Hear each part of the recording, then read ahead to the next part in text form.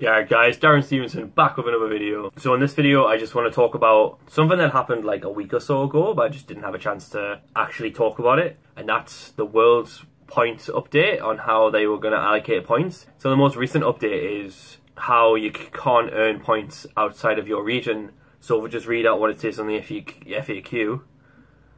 Duelists will only earn points in the region they participate in. For example, a duelist competing in America will receive American World Championship points. These will not count towards the European invite list. And of course, that obviously sucks for anybody who planned on going to America this year to pay to win for their World Championship invite. But I guess people will wonder how I feel about it, considering it's something that I did last year. And honestly, it's definitely a good thing. No one should be able to just go to America for an extended period of time and just participate in all these regionals that do give you a lot of points. Granted, the person that goes still needs to do exceptionally well at those events. It's just a big disadvantage towards those that can't really afford to go to America to get points. Plus, considering it's the points race for Europe, it only makes sense for points to only count within Europe itself. And then it puts everyone on sort of an equal playing field, so to speak. Of course, you still have the element of people like paying their way to go to more events, but at least you're only paying to go to somewhere like, let's say, Germany or France or even Italy to try and go to the bigger regionals. But at least it's not to the extreme of having to pay over like £300 or whatever to go to an American event. And if you're not willing to pay the money to go for the World's Race, or you just simply can't afford it, that's unfortunately something that can never change. But at least they're taking one step towards the right direction, in the hope that it's getting as fair as it possibly can, because there's no way you can ever like stop the fact that it's a sort of pay to win system, so people say. But like I said about the American events, you still need to perform well at those events. So it's all well and good if you can afford to go to these regionals, but if you're going to do shit, then you don't deserve to go. Basically, you're just giving yourself more opportunities to do well by going to these events. And if you do well at all of them, then it doesn't matter if you've went to more than the average person can go. You still done well at those events, so as far as I'm concerned, you still deserve it, even though you've had some sort of like unfair advantage, some people might say. But again, that's just something that just can't change, unfortunately. But the current change that has happened is really good. So what don't I like about this recent update? It's mostly, not only does it include American regionals that don't give you qualifying points, and vice versa for an American. So if you're an American that came to like one of our national championships, for example, to take advantage of the 128 pointers, you won't be able to do that anymore. So other than that, we can't, Europeans or Americans can't go to a YCS outside of their continent and gain points. So if I was to attend YCS Niagara and top the event, I wouldn't receive any points.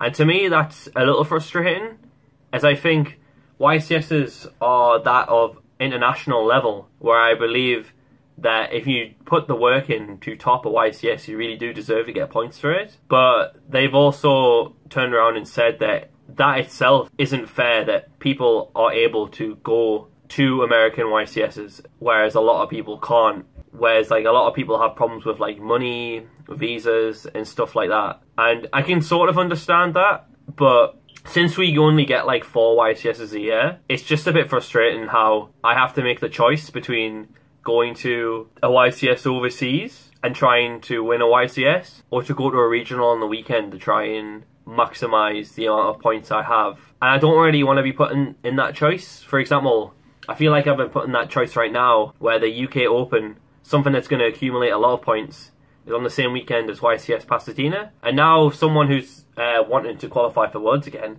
and also someone who wants to win a YCS, I've been put in a weird predicament where I have to choose whether do I take advantage of a regional that's just down the road from me that's going to have a lot of points, or do I want to go to a YCS and try and win it? It's just, the choice isn't obvious to me. It might be obvious for you. I'd be interested to hear what you would personally choose. But for me, I'm not sure, and I don't want to be made to make that choice, is what I'm trying to get at here.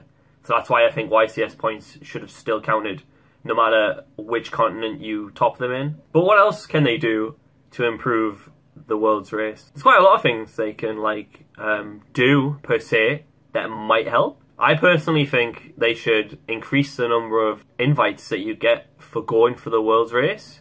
As I think, not saying that people who get their invite through the European Championship or the North American World Championship or whatever WCQ you enter don't deserve it. But why do those people deserve an invite for winning their WCQ over the people that win a YCS when effectively, sure, it's a little bit bigger, but you can still get really big YCSs as well. But YCSs don't get you invites to Worlds. And that's another thing that they can do. They can somehow make YCSs a sort of gateway to Worlds through like other structures, like YCS winners play like a tournament on the Friday before WCQ or something, and then the winner of that goes to Worlds. I hope that they are flexible with like the amount of invites they can give, but I'm not massively sure they are. So let's just, for argument's sake, just assume that they are flexible and they can do these things, and these are just ideas that I'm like giving out. Also, like I said before, YCSs I think are a true test of a Yu-Gi-Oh player's skill, and as disappointing as it was to lose the overseas YCSs for points, then I think the solution for that would be just to give more points at a YCS, so that it's more likely the person who tops the YCSs is the one that deserves to go to Worlds. But you can also counter-argue that and say that the point of the Worlds race is to increase the number at regionals. So maybe giving more points to the YCS would be counterproductive. But another issue is the amount of points that are given at nationals, as you can be in the lead for quite some time and then go to, like, this is a problem exclusively in like Europe, like go to a European nationals that gives 128 points, you not do well in that event, and then suddenly somebody who got like, I don't know, 70th place gets like 50-ish points. That's crazy. You come 70th place and you get like that many points. It just seems mental to me. And the fact that you get less points for winning a YCS than you do for winning your national championships just seems baffling to me. But one thing I really hope they do is, I think it's a bit fucked that only one person from each country gets to go, and it's 4 exclusive countries, and these are just like, this is just Europe again. It should definitely just be 4 in Europe. It shouldn't be 4 selected countries. It's just not fair, and like really good players that don't fall within Konami's of so-called Big 4. And also another issue is when other players, let's say for example, if you have a UK player that's just so far ahead and is really committed, then the other UK players are going to be like, well, I don't have the money nor the time to compete with that, so I'm not going to bother. But that other UK player could be like the second best in Europe, but isn't going to go just because they're second to the other UK player. And to me, that's like a bit flawed. So you can either just say that the best 4 in Europe go, no matter what country. Like it could be like 4 Germans or whatever, but if they're the best 4 in Europe, then it doesn't matter. Or you can have it like a structure where you cut off as like a top 16, so everybody can go for points all year, and it gives more flexibility to people that just can't go to every event every weekend, but they can do their best to accumulate as many points as possible to try and get cut off as like the best 16 in Europe, and then those 16 players can play in like a top 16 cut on some weekend, probably the Friday of a WCQ, and then the winner of that, or however many spots you want to give out, I guess 4, since Europe gets 4, so like the top 4 of those 16 go after like playing some sort of knockout stages. I don't think the structure of the tournament is too important right now, as I think its existence is more important than the actual structure of it, as I think it offers a lot of leeway for those people that can't keep up with people who have more time and money. And it also puts it on a bigger scale where it says, oh, okay, you've got the best 16 in Europe, these people are going to compete for Worlds invites. And I just think that would like just be really cool for the community. And those are thoughts just off the top of my head about the Worlds invites. Let me know what you think Konami could do to improve the Worlds race, and what they like. For example, what can they do to make it better? What can they do to avoid making it worse? What sort of structures they can put in place to make it like much better? As I think it's an amazing thing for the community, and I'm really glad it exists. It just needs some fine tweaking for it to be really good. And thanks for watching, guys. Don't forget to like, share, and subscribe. See you later. Hey guys, thanks for watching the video. Be sure to check out more of my content that's hovering around me. Ooh. And also, do you like pretty cards like these? We'll get them even cheaper at Jacob's eBay store with promotion coupon, you guessed it, MAXC5. Follow the URL link below in the description, which will take you to his eBay shop, and the offer will already be applied.